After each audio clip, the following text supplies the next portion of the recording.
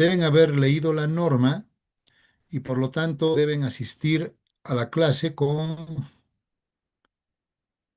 el material que corresponda a la norma, que podrá ser la norma como tal, y cuando además exista el fundamento de conclusiones y su guía de implementación. Los tres documentos tienen la obligación de llevarlos, traerlos a cada clase, de tal manera que podamos ir intercambiando ciertos aspectos e inclusive yo pueda irles explicando ciertos elementos de cómo deben ustedes establecer o manejar ese libro de casi 7.000 páginas, porque la idea no es que ustedes aprendan el libro de memoria, sino que aprendan a manejar el libro y sepan dónde deben buscar cuando tengan la necesidad de hacerlo. Entonces, como les decía, por esta primera parte, que es el marco de conceptos, vamos a dar el control de lectura del marco de conceptos como si estuviéramos empezando recién el próximo día lunes, porque el miércoles no tenemos clases. Entonces, el lunes vamos a dar el control de lectura del marco de conceptos y a partir de eso sus controles son siempre al empezar cada clase, no al terminar, sino al empezar cada partecita que vayamos avanzando. Para quienes quieran prepararse, tienen el, el programa de la asignatura donde está el orden en el cual vamos a ir avanzando las normas. Solamente para recordarles, después del marco de conceptos viene eh, eh, la NIC número uno de preparación de estados financieros, luego viene la NIC número 7 del estado de flujos de efectivo, la NIC 8, la NIC 10, que son las cuatro primeras normas que vamos a ver, si es que ya quieren ir preparando su material para tenerlo listo. Como les comenté, no puedo obligarlos a que lleven impreso, pero si no llevan impreso, deben llevarlo en formato digital. Por ahí alguno de ustedes quiere ir con su computador, con su tablet, qué sé yo. La verdad que su celular no les recomiendo porque es mucha lectura que hay que hacer. Y cuando yo les pida que accedamos a ciertas partes de los documentos, por ahí no lo van a poder manejar adecuadamente si no tienen el material en un formato que les permita identificarlo con rapidez y que además previamente ya lo hayan leído. Entonces es muy bueno que a partir de ahora, como les digo, estamos cambiando la metodología. Primero leen, dan su control de lectura, luego avanzamos el tema y obviamente la idea es de que con la lectura previa que van a hacer ustedes puedan preparar todas las preguntas, interrogantes que tengan, que les permitan, obviamente, tener una concepción completa de cada uno de los documentos y las normas que vamos a ir revisando. Otro temita como acotación, una vez que terminemos este marco de conceptos, que yo me imagino va a ser en unas 2 semanas o 3 máximo, vamos a dar el primer examen parcial. Por lo tanto, ese examen parcial, para que lo programen, vamos a dar, yo me imagino, el lunes 30 de junio, por si acaso, para que ya lo tengan programado. Les estoy avisando con anticipación para que no tengan ningún problema. Y obviamente, si tardamos un poquito en terminar esta norma, por ahí lo retrasamos unos días, pero esa es la fecha en la que yo espero podamos dar el examen. Entonces, empecemos con el marco conceptual para la información financiera. ¿Tienen todo su documento a la mano para que vayan haciendo el seguimiento correspondiente?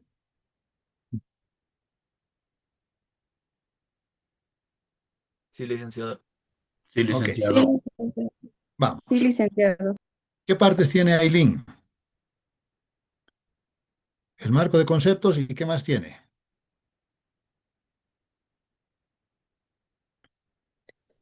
Licenciado, tengo el marco de conceptos acá impreso, el capítulo 1, el objeto de la información financiera, las Ya. características del A y del C, como nos indicó la anterior clase. Ok, entonces, como dice Aileen, tiene.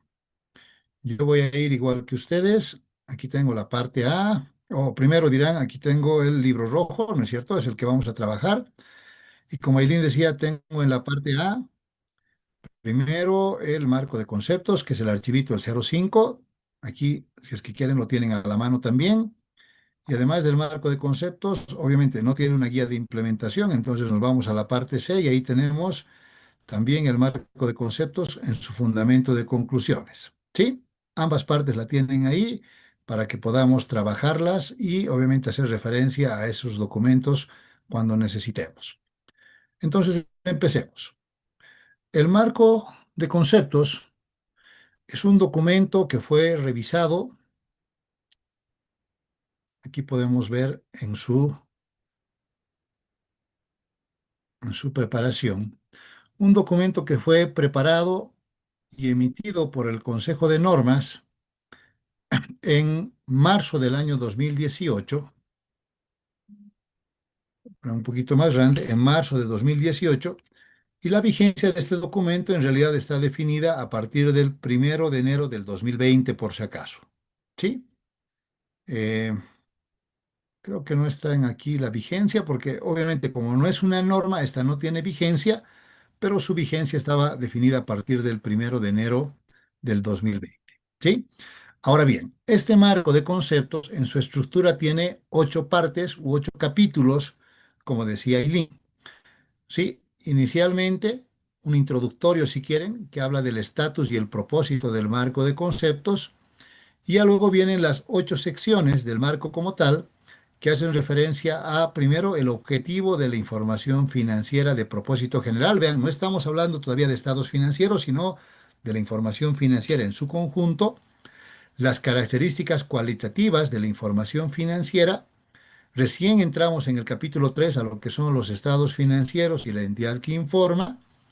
El capítulo 4 habla de los elementos de los estados financieros, el 5 de los criterios de reconocimiento y baja de cuentas, el capítulo 6 de las bases de medición, el capítulo 7 de las políticas en cuanto a presentación e información a revelar, y finalmente el capítulo 8 de los conceptos de capital y mantenimiento de capital. Entonces vamos a empezar hoy con estas primeras partes. Cualquier pregunta que tengan pueden levantar la manito o habilitan su micrófono y preguntan, no se hacen ningún problema. También pueden utilizar el chat si quieren para que obviamente podamos interactuar. ¿Sí? Entonces, como decíamos, la misión que tiene el Consejo de Normas Internacionales de Contabilidad, que es parte de la Fundación IFRS, está orientado a reducir todas las diferencias que pudieran existir en cuanto a lo que son las normas contables, que en este caso vendrían a ser las normas internacionales de información financiera, con lo que implican las regulaciones que pueda tener cada país en cuanto a los requerimientos de información que define cada país y que el marco de conceptos además reconoce el hecho de que cada país es soberano en definir qué normas quiere utilizar y cómo hacerlo. Y finalmente también los procedimientos que puede adoptar cada entidad al momento de preparar sus estados financieros.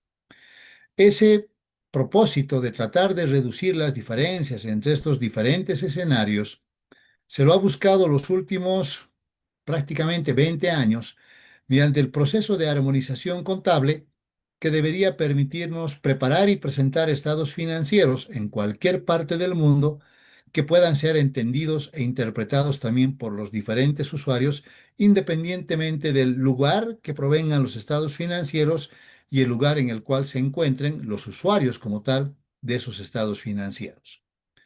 Obviamente, como yo les decía, cada gobierno como tal es totalmente independiente, autónomo, en el momento de definir y establecer los requisitos que pudiesen ellos tener en función de los intereses que ellos esperan de la información financiera.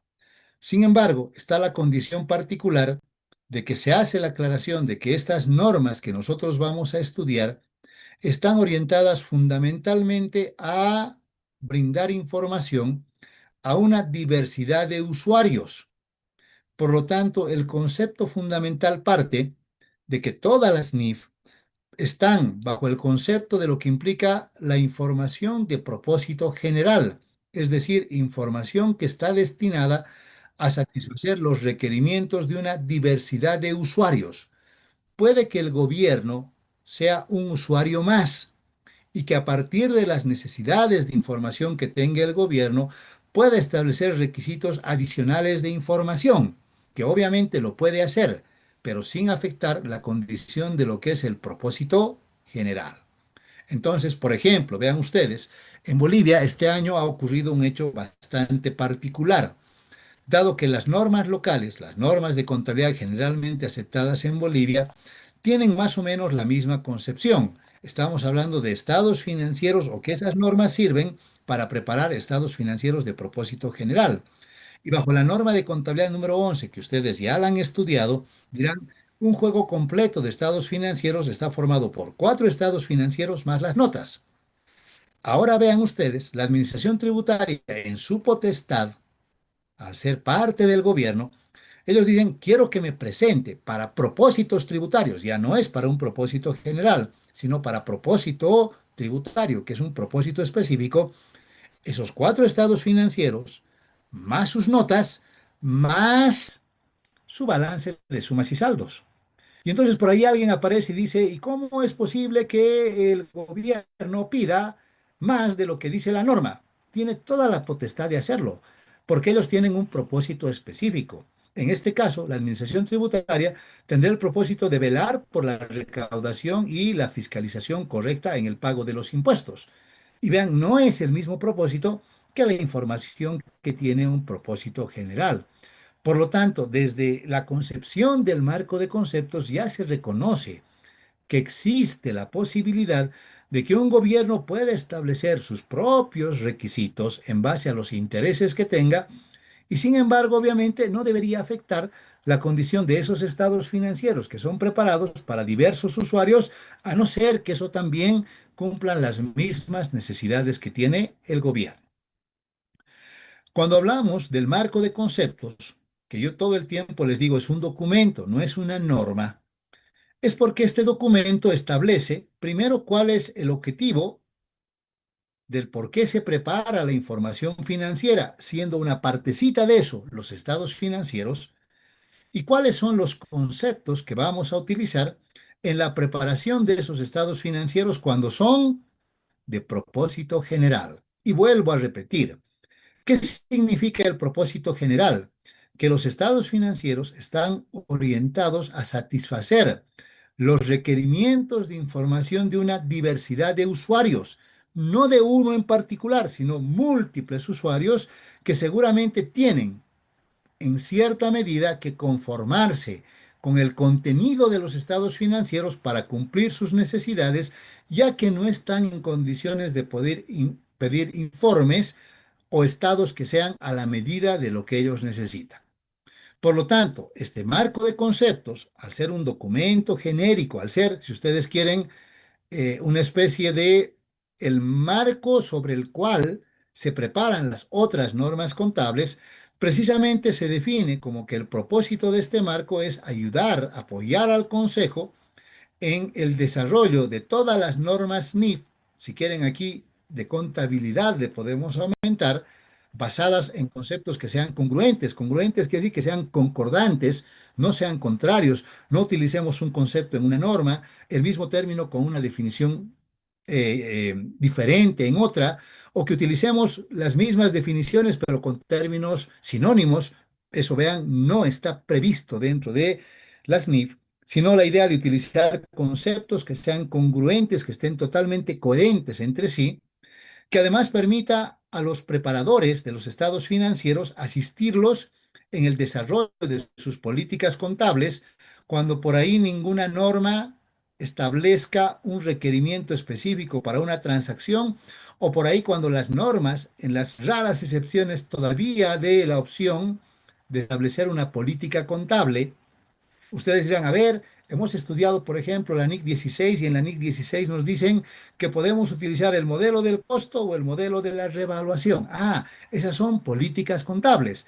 Por lo tanto, como en la norma hay alternativas, ¿cuál podría ser la mejor para mi empresa?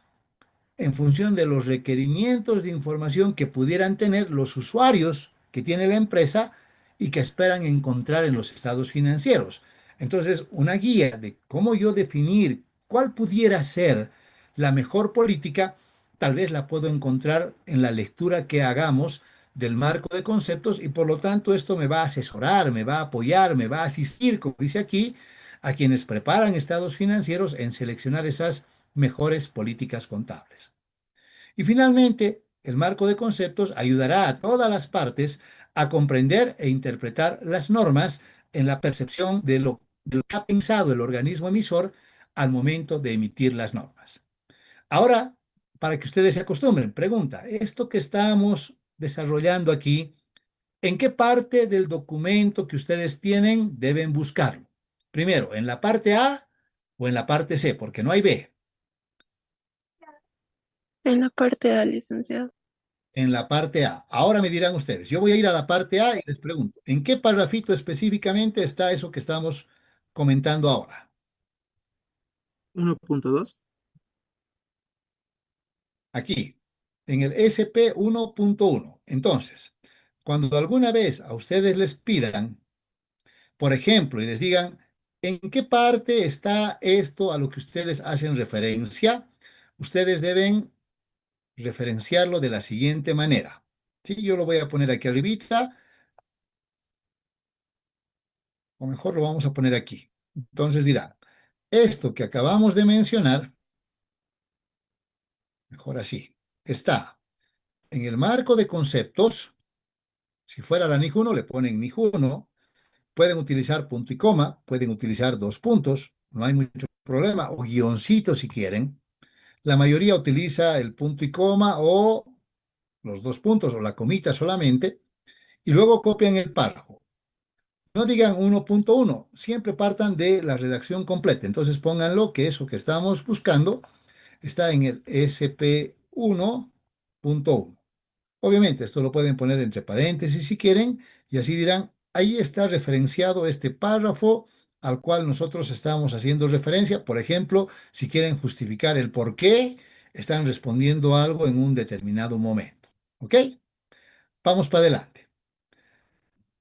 Dentro del propósito y el valor normativo de este documento, se menciona que el trabajo del IASB sirve para el interés público, siempre pensando en el interés público, para fomentar la confianza, el crecimiento y la estabilidad financiera en la economía global a largo plazo. Y básicamente este marco de conceptos proporciona el fundamento que permite elaborar normas que tienen que tener las siguientes características. Primero, que contribuyen a la transparencia. Ustedes dirán, ¿por qué a la transparencia? Porque se puede comparar la información y al comparar se aumenta la calidad de la información. ¿Y por qué podemos compararla? Porque se asume que todos quienes utilicemos las NIF vamos a utilizar las mismas políticas contables para transacciones y eventos que sean sustancialmente similares. O sea, vamos a contabilizar, en otras palabras, las transacciones de la misma manera. Eso quiere decir, y por lo tanto podemos comparar la información de una empresa respecto de otra sin ningún problema. Eso es transparencia. Además, son normas que refuerzan la rendición de cuentas, evitando o reduciendo vacíos en cuanto a lo que podría implicar la información que requieren los proveedores de capital, que por ahí son los principales usuarios de la información financiera. ¿Y por qué, dirán ustedes, se enfocan en estos proveedores de capital? Cuando yo soy propietario de una empresa, seguramente voy a poner mi aporte de capital y lo que yo espero es que los gestores de la empresa cada fin de años me rindan cuentas a través de los estados financieros sobre el dinero que yo les he confiado. Entonces, estas normas también refuerzan, apoyan, coadyuvan a esa rendición de cuentas que además obviamente debe ser transparente. Esas normas también contribuyen a la eficiencia económica, ayudando a los potenciales, a quienes quieren invertir en las empresas, a identificar qué oportunidades tienen de inversión, como también los riesgos a los cuales se relacionan esas inversiones, mejorando obviamente la asignación en el mercado de capitales de los fondos que siempre son escasos. Y para los negocios en su conjunto, para el uso de un único idioma contable y confiable que obviamente procede de esas normas preparadas bajo ese marco de conceptos. Entonces dirán ustedes, aquí estamos declarando en esencia que las NIP tienen como propósito convertirse en el lenguaje común en el mundo de los negocios, buscando precisamente que estas normas sean de aceptación a nivel mundial. Y ahí dirán ustedes, ahora sí entendemos por qué hay más de 130 países en el mundo que ya aplican las NIF en la preparación de sus estados financieros.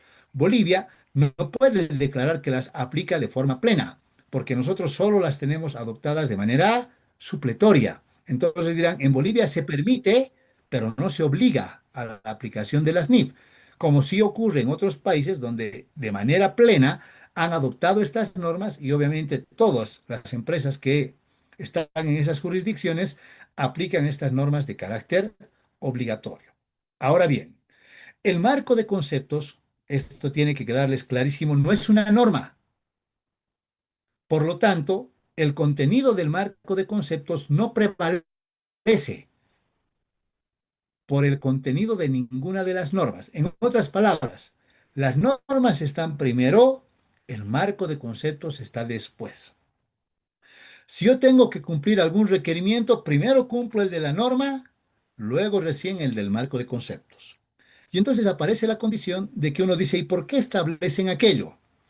Porque en un determinado momento, inclusive había muchas contradicciones entre lo que la norma establecía y lo que pedía el marco de conceptos. A medida que se van revisando no solo las normas, sino también se fue revisando el marco de conceptos, esas diferencias en el tiempo se han ido eliminando. Y hoy en día, aunque pudieran haber algunas diferencias todavía, por eso se mantiene la condición de que primero está la norma y después recién está el marco de conceptos. Es como si ustedes quisieran ir a la pirámide Keysen de prelación de normas en el derecho, donde obviamente dirán, primero está la constitución política, luego vienen las leyes, luego los decretos, sí, hasta llegar a las circulares. Y en este caso dirán, ah, aquí arriba están las normas. Cuando hablamos de normas son las NIF y sus interpretaciones, las NIC y sus interpretaciones, y después de eso, después de eso recién viene el marco de conceptos.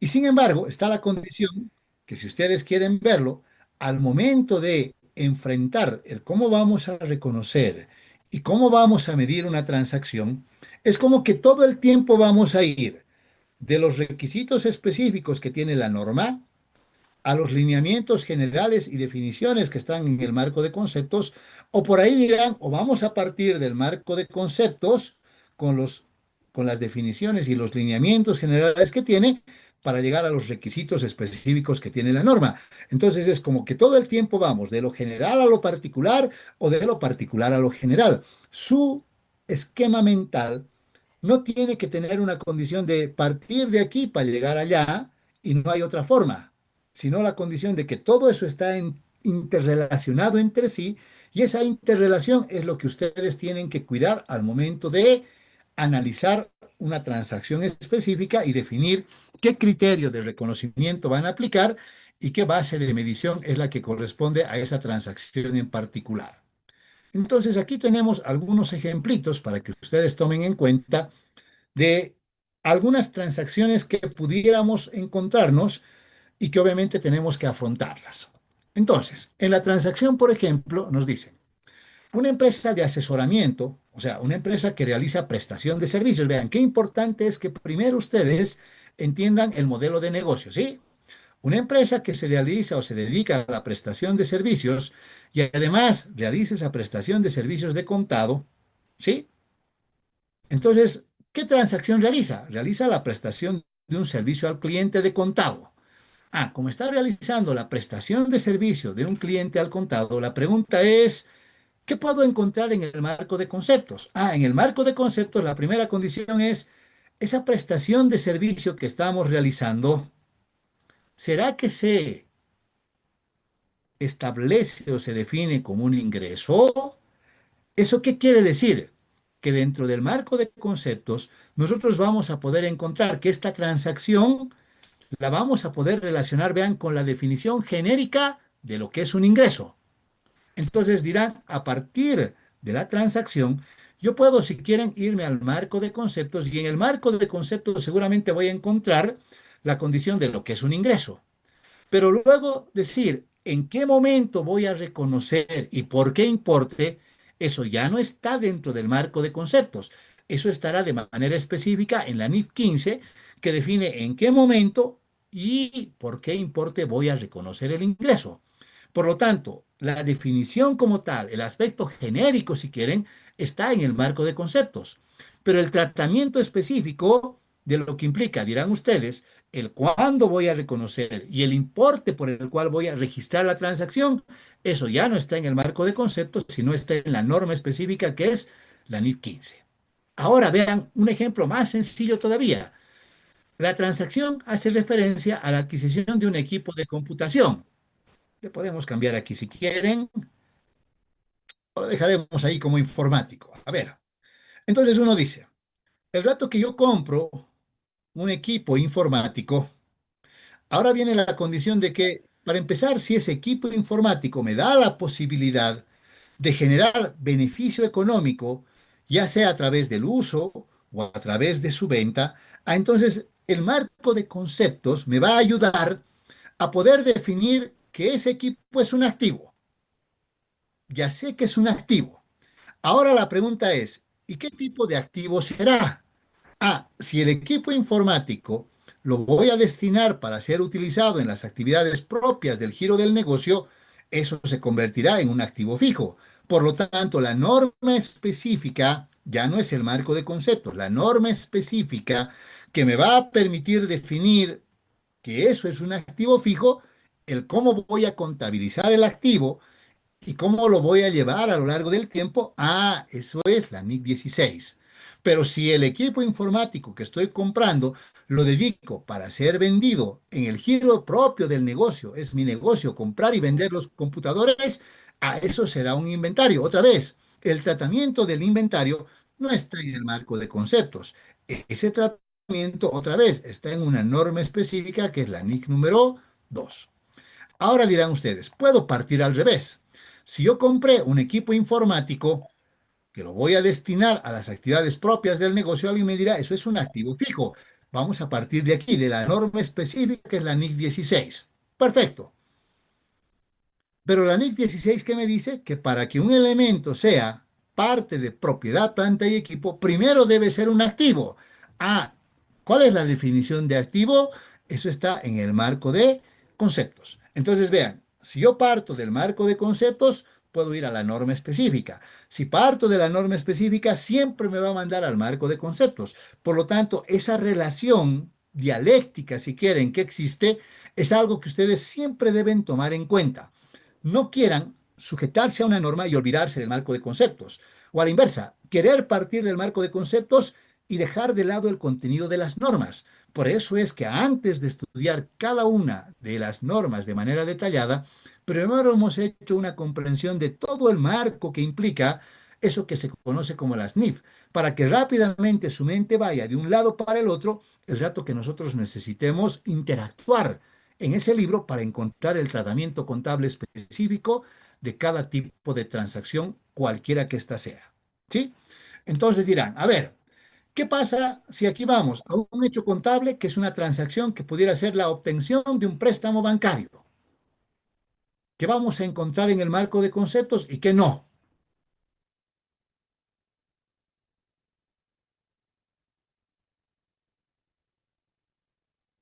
¿Están ahí o no están ahí? Vamos, participen. Abigail. Licenciado, ¿eso sería un pasivo? Ok, entonces uno dice, el rato que yo estoy adquiriendo un préstamo bancario es un pasivo. ¿Qué voy a encontrar en el marco de conceptos? El marco de conceptos me va a ayudar a determinar que esa transacción representa un pasivo. En otras palabras, que cumple con la definición de un pasivo. Pero ahora, ¿qué tipo de pasivo será?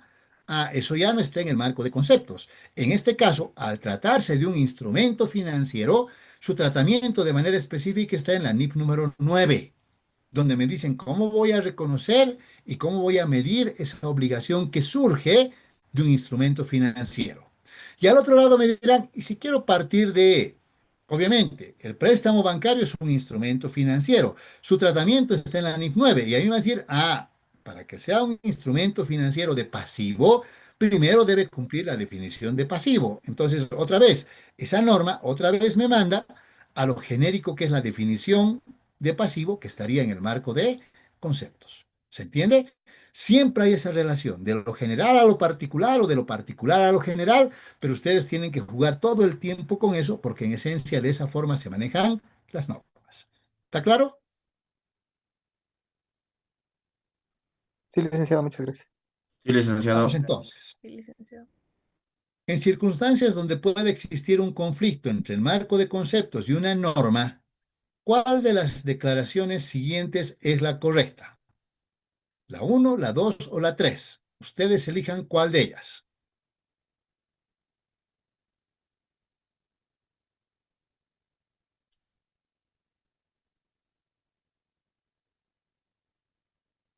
¿Cuál es la alternativa correcta? La 2. Dos, ¿Sí? ¿Todos de acuerdo? dos, dos. Ok, todos mencionan la 2. Ahora, pregunta para ustedes. Justifiquen su respuesta. ¿Dónde van a ir para justificar su respuesta? En la jerarquía, licenciado, el marco conceptual es mayor y prevalece más prevalece las NIF que Ok, especifica. dígame dónde está eso, guapa. O sea, usted ya maneja, en su cabecita está, pero ahora yo quiero que usted me justifique, me diga, en tal parte de la norma dice eso, por eso yo le he respondido que es la alternativa 2. ¿Dónde Licenciado, está su norma? O sea, empiecen a utilizar su libro. Voy a ir a la parte A o a la parte C. Ok, Daniela dice, en el marco de conceptos SP 1.2. Lo mismo repite Brian y Maribel. Ok, voy a ir entonces. Marco de conceptos, SP 1.2, dice, el marco de conceptos no es una norma. Ningún contenido del marco de conceptos prevalece sobre la norma. Por eso mi elección es el punto número 2. ¿Ok? ¿Estamos perfectos? Así vamos a jugar todas las clases a partir de hoy. Si no tienen su norma, es mejor que no vayan a clases. ¿No ven? No van a saber con qué estamos trabajando, no saben de dónde viene, no saben qué dice, van a perder su tiempo nada más. Vamos, entonces. Vamos a entrar a estudiar la estructura del marco de conceptos y por ahí hoy vamos a ver uno de los capítulos con suerte, no vamos a ver más. Pero quiero que entiendan que hay una interrelación entre cada uno de los 8 componentes, capítulos que tiene el marco de conceptos, que obviamente definen la forma en la cual se preparan los estados financieros. La primera condición es, el primer capítulo habla del objetivo de la información financiera. Y seguramente dirán ustedes, el objetivo de la información financiera es proporcionar información que sea útil para que los usuarios tomen decisiones. Entonces, si queremos cumplir ese objetivo, la pregunta es, ¿y qué requerimientos de información tendrán los usuarios? Entonces, vean, lo primero que el Consejo Emisor de Normas establece es qué tipo de información requieren los usuarios cuando hacemos referencia, pero a la información financiera, no cualquier información. Entonces, ¿qué requerimientos tienen los usuarios con relación a la información financiera? Y ahí viene la primera discriminación que hay que hacer. ¿Qué usuarios? ¿Los externos o los internos?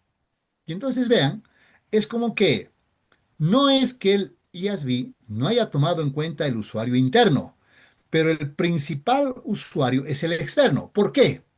Porque finalmente ellos dicen un usuario interno, alguien que está dentro de la empresa, que puede ser el mismo gerente, él puede acceder a cualquier información que quiera y la puede pedir en el formato que quiera. Por lo tanto, si bien es cierto, los estados financieros también le pueden servir a él, no es el principal usuario en el cual nosotros nos vamos a concentrar. El principal usuario es el que está afuera, el que tiene que conformarse con el contenido de los estados financieros para tomar sus decisiones. Por eso hablamos de ese concepto que se llama la información financiera de propósito general. No estamos queriendo decir que eso no le sirva al interno, también le sirve, pero teniendo criterio, teniendo clara la idea y el criterio formado de que ese usuario interno no solamente puede acceder a los estados financieros, puede acceder a lo que él quiera, a cualquier tipo de información para tomar sus decisiones. En cambio, el que está afuera, ese solo debe conformarse en muchos casos con el contenido de los estados financieros para poder tomar sus decisiones. Entonces, de ahí viene con que el objetivo de la información financiera es proporcionar información útil, pero para el propósito general. ¿Qué es el propósito general? Orientado a una diversidad de usuarios externos, fundamentalmente externos. Ahora, para que la información sea útil, debe cumplir ciertas características cualitativas. Entonces, por ahí vean ustedes, no está en el marco de conceptos actual, pero lo pueden encontrar en el marco de conceptos del 2000, perdón, de 1990, donde ahí decían, las características cualitativas son los atributos de carácter intrínseco que están por dentro, que hacen que la información sea útil para que los usuarios tomen sus decisiones. Y vean, cuando por ahí ustedes busquen algo y no encuentren una definición rápidamente o no entiendan algo, otra vez dirán, vamos a ir a la parte A del librito que tenemos y vamos a buscar el último archivito, que es el glosario de términos. Este glosario de términos es una especie de, si ustedes quieren, un diccionario contable, para que vean que no necesitan comprarse eso, ¿sí? Entonces dirán, si en este diccionario contable ahora yo agarro y le pongo, voy a buscar características cualitativas, ¿sí? Aquí me dicen qué son las características cualitativas. Entonces ya tengo, para empezar, dirán ustedes, la condición de que, vean, aquí me dicen qué son las características cualitativas de mejora, y si buscan otras, dirán, seguramente también va a encontrar lo que son las características cualitativas fundamentales. Entonces está la definición de los dos tipos de características, donde la condición, vean, dicen, una característica es que esta información tiene que hacer que la información sea útil para los usuarios. Entonces, en esencia, una característica cualitativa es un atributo de carácter intrínseco que está por adentro, que hace que la información sea útil para que los usuarios puedan tomar sus decisiones. Como quiera, que es la primera vez que van a leer las normas, se van a encontrar un montón de términos que no los van a entender. Por lo tanto, dirán, voy a tener que tener la norma. A mi lado, el glosario de términos, cuando se traten de términos técnicos que no entienda. Al otro lado, si son términos no técnicos, pero necesito entenderlos, también voy a tener que buscar mi diccionario Larousse en algunos casos para respaldar ciertas condiciones. Por lo tanto, vean, así más o menos es el panorama de cómo tienen que ustedes tomar la información para ir estudiando, ¿sí? Entonces, para cumplir este objetivo de la información, aparecen las características cualitativas, que son los atributos que hacen que la información sea útil para que los usuarios tomen decisiones. Y ahora viene la condición. Una vez que hemos definido esto, aparece la entidad que informa. ¿A quién corresponde esa información? ¿A quién pertenece la información? La información puede pertenecer a una entidad que esté legal o no constituida, puede ser una parte de una entidad, puede ser un conjunto de entidades y obviamente, vean, y cuando hablamos de una partecita de esa información financiera, recién llegamos a lo que son los estados financieros y los elementos que tienen los estados financieros. Entonces, una vez que definimos y decimos, queremos información sobre una empresa, una SRL, y esa información de la SRL, una partecita de su información financiera, no toda, serán los estados financieros, y parte de los estados financieros, o cómo están conformados los estados financieros, serán pues los elementos de los estados financieros: activos, pasivos, patrimonio, ingresos, gastos.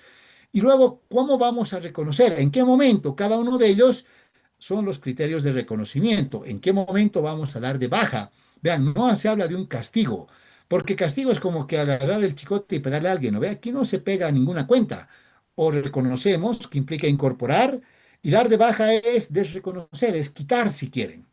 Y obviamente vamos a reconocer esos elementos bajo ciertas bases de medición y vamos a presentar esa información para que los usuarios puedan entender bajo ciertos criterios o políticas en función del modelo contable, para lo cual tenemos que seleccionar el concepto de capital o mantenimiento de capital que vayamos a aplicar, y el producto de eso serán los estados financieros con las limitaciones que de antemano nosotros ya sabemos que tiene la información financiera. ¿Y cuáles son esas limitaciones? Esas limitaciones tienen que ver con el hecho de que estos estados financieros, primero, solo recogen información que viene de hechos del pasado. No tienen información del futuro. Es información que viene del pasado. Y además información que siempre tiene que estar traducida en términos de unidades monetarias. Por lo tanto, no voy a encontrar información diferente. Hace algunas clases yo les decía, por ejemplo, ¿cuánto vale el conocimiento que tiene una persona? Y ustedes dirán, difícil de establecer cuánto vale, en otras palabras, el conocimiento que está aquí adentro. No lo puedo expresar en términos de moneda. Por lo tanto, así nosotros tengamos clara la idea de que el principal recurso, por lo tanto, el principal activo que tienen las empresas son sus recursos humanos. Cuando vamos al estado financiero, no hay ninguna partecita ahí que diga recursos humanos. ¿Por qué? Porque lo que está ahí solo son hechos que vienen del pasado y que pueden estar reflejados en términos de moneda. Aquello que no se puede cuantificar, no se puede registrar, no se puede incluir en los estados financieros. Por lo tanto, conscientes de esas limitaciones, nosotros vamos a preparar los estados financieros, pero vean, ya sabiendo que no es toda la información que pudiera necesitar un usuario, sino es solo aquella información que viene del pasado y que además está traducida en términos de unidades monetarias. ¿Sí? Y así se estructura el marco de conceptos. Entonces ahora vamos a empezar con el capítulo 1 del marco de conceptos que habla del objetivo de la información financiera de propósito general. Entonces dice, el objetivo de la información financiera es proporcionar información que sea útil para que puedan tomar decisiones aquellos que son los principales usuarios de la información financiera. Entonces veamos, estos que se mencionan aquí no son los únicos. De acuerdo a lo que menciona el marco de conceptos, son los principales usuarios. ¿Y por qué los define como principales? Porque estos que están mencionados aquí, que son los inversionistas, los prestamistas y otros acreedores, son los que en esencia le suministran, le proporcionan recursos a la entidad. Por ejemplo, dirán ustedes, aquí tenemos el inversor. El inversor puede ser el actual o puede ser el potencial. El inversor actual es aquel que ya ha invertido en una empresa, que ha comprado, si ustedes quieren, las acciones o las cuotas de capital de una empresa. Aquel que ha decidido en muchos casos constituir una empresa. Ese es el inversor actual. A él le interesa qué tipo de información. Por ejemplo, a él le interesa saber qué hicieron con los recursos que él ha proporcionado y cuál es el nivel de rentabilidad que ha obtenido por la inversión que ha realizado. Por lo tanto, ahí debe haber, dirán ustedes, varios datos que le son relevantes a él, primero para determinar en qué se invirtieron, cómo se utilizaron los recursos que él ha proporcionado y luego saber qué rentabilidad está generando esos recursos que en su momento él ha reportado o ha generado o ha más que generado, ha proporcionado a una empresa. El inversor potencial es aquel que está deseoso de poder adquirir esos instrumentos de patrimonio. Por lo tanto, dirán, ese señor también le interesa ahora ya no saber qué hicieron con los recursos que dio, porque no dio nada todavía, pero le interesa saber cuál es el nivel de rentabilidad que él pudiera esperar de la inversión que pudiera hacer en una empresa en un determinado momento. Por lo tanto, vean, el decir queremos obtener información sobre la inversión, que son los activos que se hizo, o los gastos que se incurrió, o finalmente determinar el nivel de rentabilidad. La rentabilidad está en función de los ingresos menos los gastos, que da como resultado la utilidad. Es información que esperan obtener estos inversores. El prestamista, que también le proporciona recursos a la entidad, pero ahora no como propietario, también tiene sus propios requerimientos de información. En la condición de que a este prestamista vean qué le interesa, ya no la rentabilidad. A él no le importa si la empresa gana o pierde. A él le interesa que la empresa a la cual le prestó el dinero, primero, le devuelva su dinero y además de devolverle su dinero tenga la capacidad de pagarle el costo financiero que implica la obtención de esa deuda.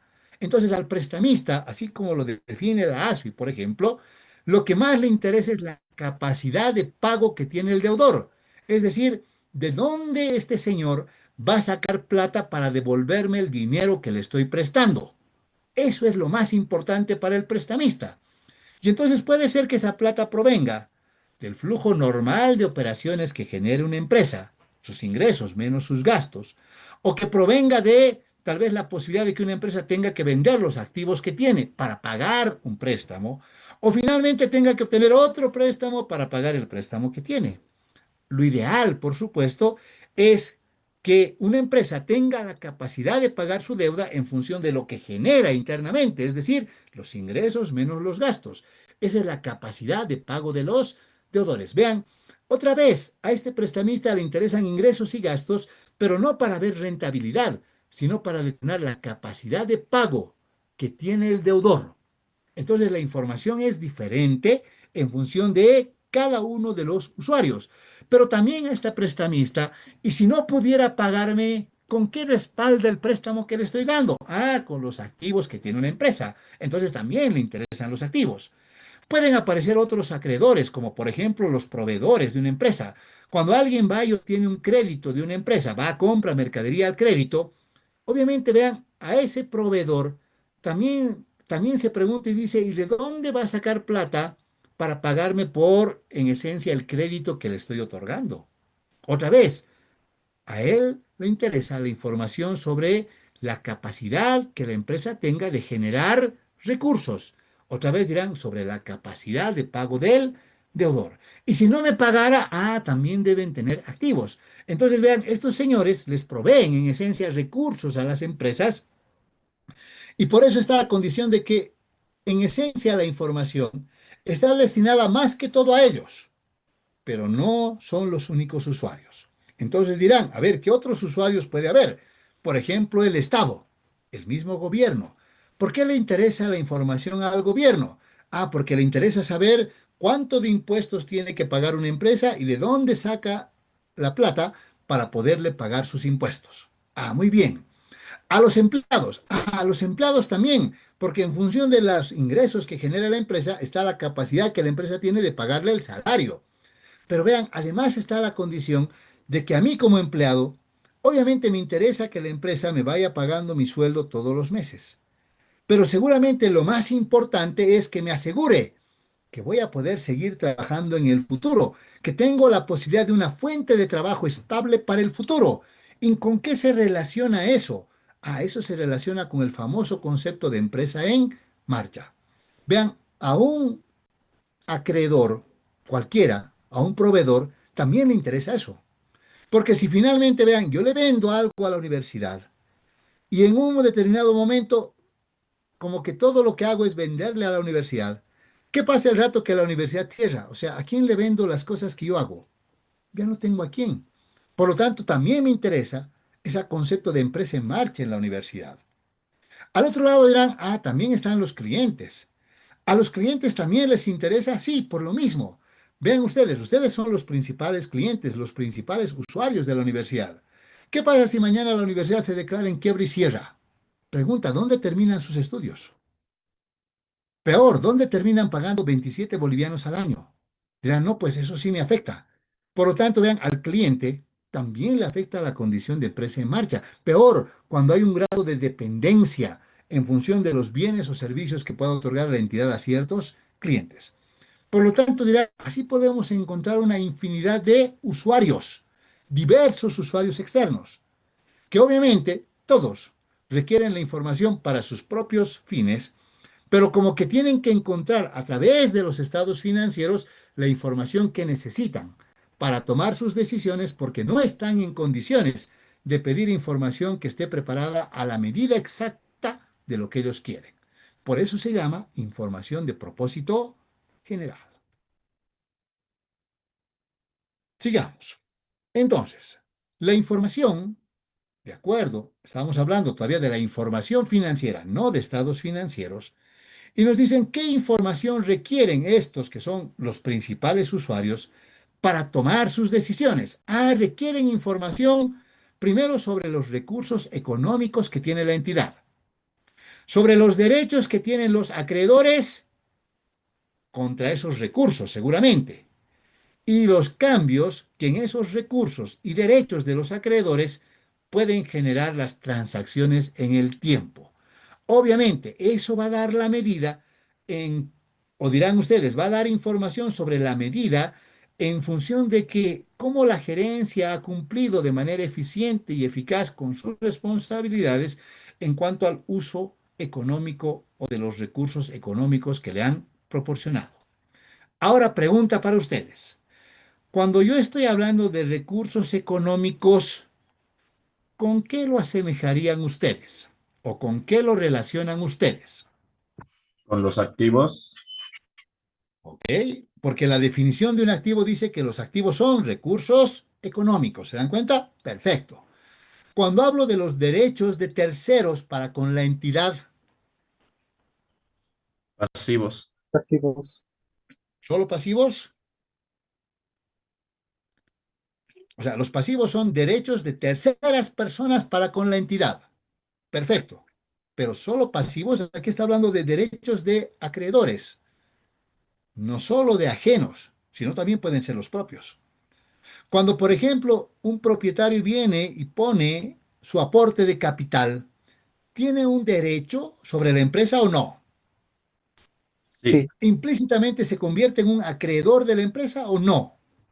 sí, sí, Sí, entonces dirán, entonces al hablar de los derechos de los acreedores, implícitamente están hablando de los pasivos, que son obligaciones para con terceros, y también del patrimonio, que son obligaciones para con los propietarios, que también son proveedores de capital, también son actores.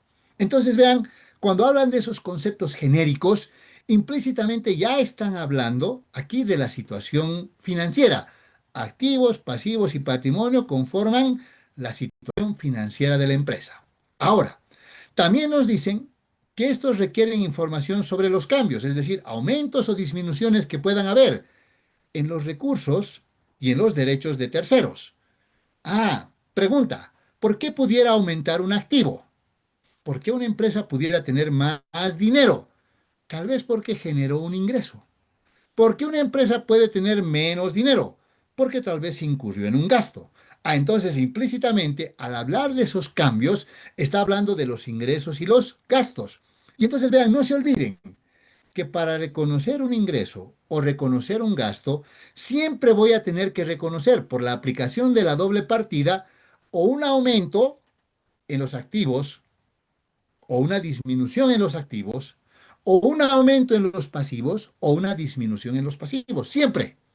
Y por lo tanto, implícitamente dirán, al hablar de estos cambios, aunque no lo mencionen todavía, ya están hablando de los ingresos y los gastos. ¿Y dónde están reflejados los ingresos y los gastos? Normalmente a través del estado de resultados. Pero el estado de resultados lo puedo ver de diferentes maneras según la teoría contable. Lo puedo ver en función del efectivo, lo puedo ver en función del devengado también, o en una base mixta, y entonces vean, empiezan a aparecer la estructura de los estados financieros, aunque todavía no nos han mencionado estados financieros como tal, sino el propósito ni siquiera de los estados financieros, sino de la información financiera en general. ¿Sí? Y obviamente está la condición de que ya desde la percepción misma, nosotros tenemos que saber que hay limitaciones en la preparación de la información financiera. Una de las limitaciones, vean ustedes, es la condición, dirán ustedes, de que toda la información no es todo lo que requieren los usuarios. Como decíamos, primero, porque solo refleja información que viene del pasado y que además está reflejada en términos monetarios. Pero además aparece la condición de que esta información, que en teoría está pensada para los de afuera, tiene la condición de que también a la gerencia le interesa la información. Y al interesarle la información, el que prepara ya tiene un cierto grado de sesgo, ya no es totalmente imparcial cuando prepara la información. Y esa es otra condición que deben tomar en cuenta quienes reciben la información, de saber que esa, que proviene de la empresa, siempre puede tener un grado de sesgo en función de lo que la gerencia me quiera mostrar a través de la información. Además está la condición, dirán, de que los importes que vamos a incluir no siempre son exactos. Se basan también en estimaciones. Y por lo tanto, al recurrir a estimaciones, que si bien es cierto, pueden incluir información que sea fiable, ya no necesariamente es exacta. Y es como cuando decimos cuánto va a durar un activo, un vehículo, por ejemplo, y alguien me diga 5 años. Al terminar el quinto año se va a morir. No, puede durar alguito más, alguito menos. Vean, ya no es exacta. ¿Y me he equivocado? No, porque con el uso que espero darle, ese vehículo más o menos me va a durar 5 años. Alguito más, alguito menos. Pero no es que de los 5 va a ir a los 10 o de los 5 solo va a ser uno. No, o sea, 5 años y tal vez un par de meses. 5 años, tal vez menos un par de meses. Esa es una estimación fiable. Y aún así dirán, vean, el tema de cómo espero utilizar el vehículo es parte de mi forma de pensar. Por lo tanto, son juicios, son modelos que las empresas desarrollan al preparar los estados financieros. ¿Sí? Y entonces vean, sabiendo que no son exactos, ya se reconoce que los estados financieros es improbable que alcancen su objetivo, que es el de ser exactos, porque no lo vamos a poder lograr. ¿Por qué? Porque están las estimaciones de por medio que obviamente nunca, nunca van a poder ser exactas. Ok, seguiremos. Entonces, el rato que nos dicen que van a preparar información sobre los recursos económicos, los derechos de los acreedores y sus cambios, en esencia, dirán ustedes, me están hablando de que vamos a proporcionar información sobre recursos económicos y derechos de acreedores, que vendría a ser la situación financiera, y el efecto de las transacciones que cambian esos recursos, que va a depender de cómo lo veamos. Si hablamos de que vamos a reflejar eso en función de la base de registro de la acumulación o el devengo contable, estamos hablando de medir el rendimiento financiero sobre la base del devengado, y entonces dirán, eso puede estar plasmado en un estado de resultados. ¿Sí? Ahora dirán, pero ¿qué pasa si yo quiero medir el rendimiento financiero en función de flujos que son del pasado también? ¿Cuánto dinero recibí? ¿Cuánto dinero gasté? Eso también es rendimiento financiero, pero eso ya no está reflejado en un estado de resultados, estaría reflejado en el estado de flujos de efectivo. Y finalmente, también los recursos y los derechos de los acreedores pueden cambiar, pero no como consecuencia del rendimiento. Por ejemplo, cuando aparece un propietario y dice, quiero prestarle plata o quiero más bien aumentar el capital en una empresa, dirán, va a aumentar el derecho que tiene este señor, pero también van a aumentar los activos. Va a cambiar la situación financiera, pero no ha generado ni ingresos ni gastos. O sea, no ha afectado el rendimiento financiero. Por lo tanto, eso seguramente estará en otro estado financiero, que puede ser, por ejemplo, el estado de cambios en el patrimonio. Entonces, para que ustedes vean, cuando nos habla de los recursos y los derechos, en esencia está la situación financiera que ustedes conocen.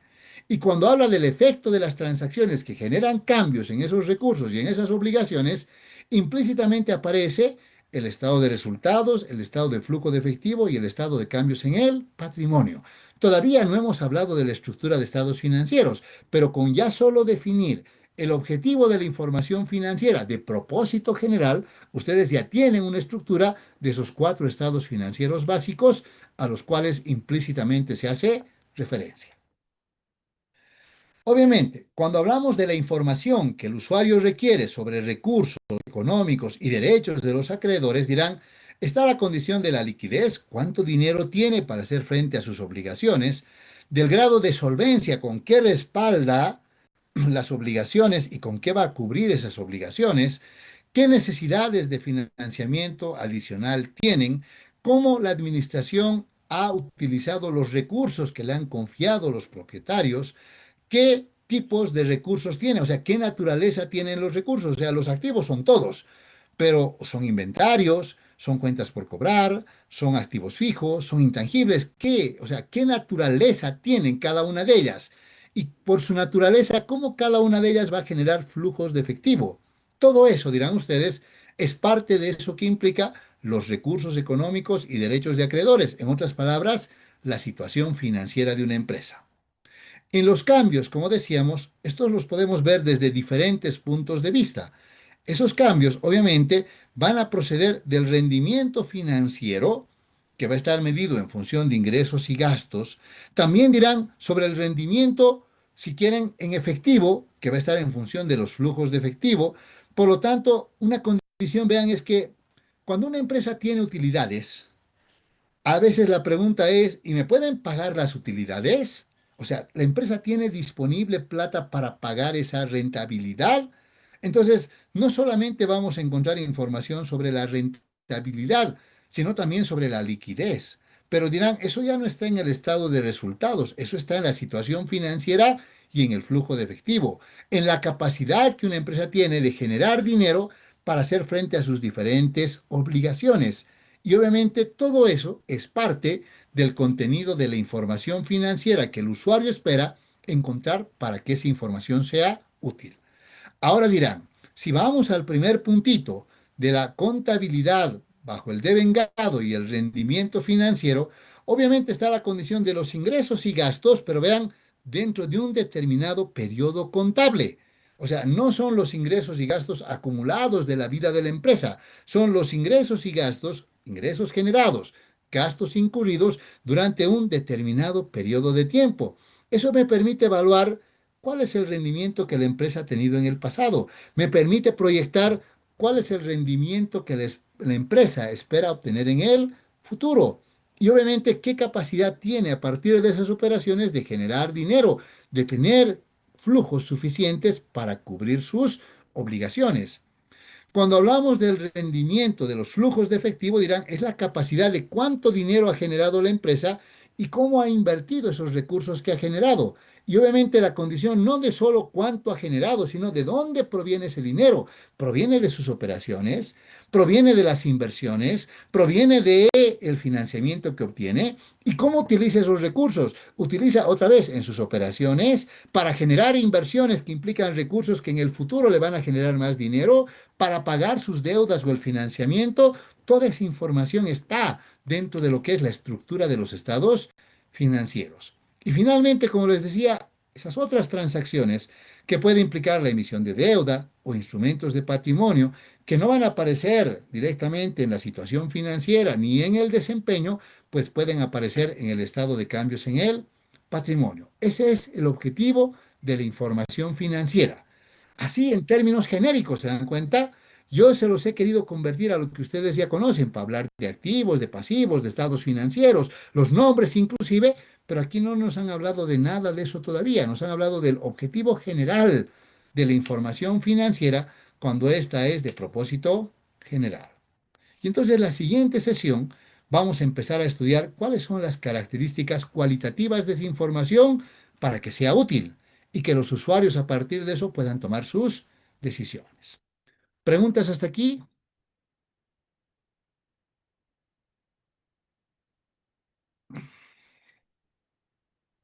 Ok, vamos a aprovechar que tenemos un par de minutos para hacer un par de reflexiones con ustedes. Primero, el día miércoles no vamos a pasar clases porque tenemos las elecciones, la segunda ronda, para elegir al director de nuestra carrera. Y la primera condición es que tanto ustedes como nosotros docentes tenemos la obligatoriedad de participar en ese proceso. Si, por ejemplo, yo como docente no emito mi voto, tengo una sanción económica que representa el 20% de mi salario. Si ustedes como estudiantes no emiten su voto, les restringen muchos de los derechos que ustedes los tienen como estudiantes regulares de la universidad. Por ejemplo, ustedes no van a poder ir a la biblioteca a obtener material bibliográfico porque no votaron en las elecciones. Podría el docente decirles, como han perdido su derecho al no emitir su voto, tampoco pueden participar de las evaluaciones que vamos a hacer los siguientes 3 meses, por decirles algo. Por lo tanto, puede ser, vean, que algún docente con el cual tengan examen en un par de meses o conmigo a fin de mes, yo les diga, para venir a dar su examen tienen que venir con su matrícula, su carnet y su tarjetita de votación, porque si no, no pueden ingresar al examen. Entonces, esa condición es parte de toda la reglamentación que tiene la universidad.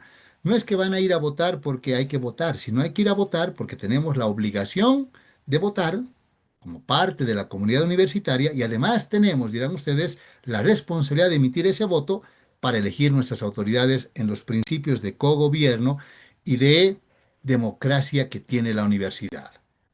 Esa primera recomendación, porque viendo las estadísticas de la primera ronda, se estableció que ni el 50% de los estudiantes han votado. Entendemos los conflictos sociales, la falta de transporte, todo lo que quieran. Aún así, vean, tenemos la obligación de asistir a la votación el día miércoles. ¿A todos nos complica el tema del transporte? Seguro que sí, pero hagamos un esfuercito, caminando, paseando, distrayéndonos si quieren, vamos a llegar a la universidad, emitan su voto y obviamente cumplan esa obligación que tienen y ejerzan, vean, ejerzan su derecho y cumplan la obligación que tienen de elegir a sus autoridades. Independientemente de por quién voten, no se olviden que esa persona que vamos a elegir como director es quien nos va a representar los siguientes 3 años. Cuando hablen de la carrera, vean qué persona está ahí. Esa persona los va a representar. Cómo se expresa, qué principios éticos, morales, de integridad tiene, actúa adecuadamente, no actúa adecuadamente. Por ahí para nosotros, por la imagen que vendemos, lo más importante es la ética. Traten de, ahí tienen los principios de ética, si quieren, del contador público. Digan, ¿qué persona cumple esos principios? A esa deberíamos apoyar. ¿Por qué? Porque es la persona que los va a representar. No se preocupen tanto por la propuesta, que les digan en 4 años, semestral, vean, a ustedes eso no les afecta, porque ustedes al final van a salir en los 5 años y con el pensum que ingresaron hace 3 años atrás. Por lo tanto, eso no les va a afectar en nada a ustedes, pero sí les va a afectar la imagen que tiene la universidad, la imagen que tiene la carrera, el cómo esa persona que vamos a elegir nos va a representar, porque obviamente está la condición de que todo eso es la imagen que llegado el momento ustedes tienen que también vender cuando sean profesionales. Y el día, vean, si nuestra carrera, como hace muchos años, pudiera verse involucrada en temas de corrupción, de fraudes y cosas parecidas, entonces, obviamente aparece el tema de que cuando digan contaduría pública y la carrera dirán, no, pues de la OMSA no queremos, deben ser todos así. Vean, eso es lo que tenemos que evitar, que la imagen de la carrera sea la que tenemos ahora, O lo de podré personas mandar que ahí. tenemos altos valores de integridad y ética y que tenemos que respetarnos dentro de eso. ¿Sí? Entonces,